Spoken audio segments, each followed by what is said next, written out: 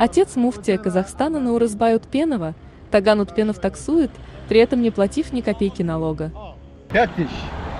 Нет. 4000. Нет. 3000. Меньше.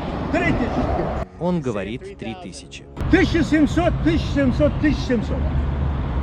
Поехали. И капуст будете платить? Окей. Можно. По 500. Спасибо. Как вас зовут? Нияз. Диас? Нияз. Нияз. Питер. По 500 и капуст будете платить. Хорошо? Хорошо. Отец муфтия оказался настоящим лжецом. Он знакомится с иностранцем как Нияз, хотя его вроде зовут Таган. Почему Таган Утпенов скрыл свое настоящее имя? Может быть, он наоборот назвал иностранцу свое настоящее имя? Шумахер. Шумахер.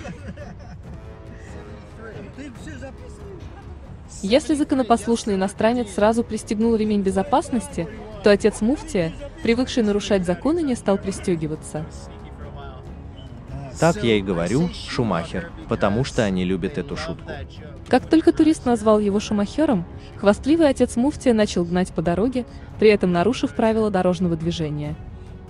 Я когда молодой был, тоже вот такой сильный. Да? Но... Он начинает хвастаться, что служил в армии. Есть информация, что отец Наурызбай Утпенова служил в Узбекистане.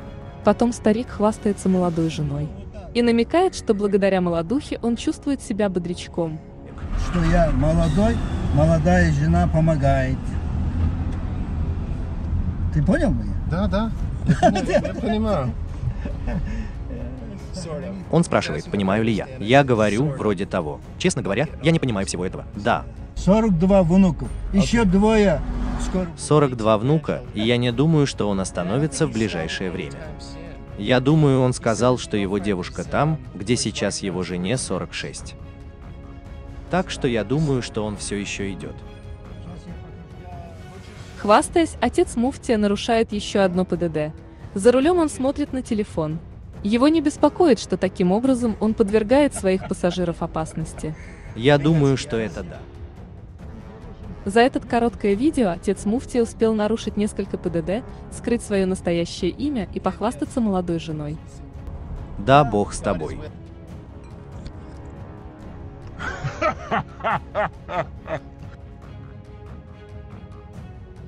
Кажется, теперь понятно, от кого научился верховный муфтий Казахстана Наурызбай Утпенов лгать, хвастаться и нарушать законы. Желаю тебе хорошего отдыха. Спасибо, Нияз.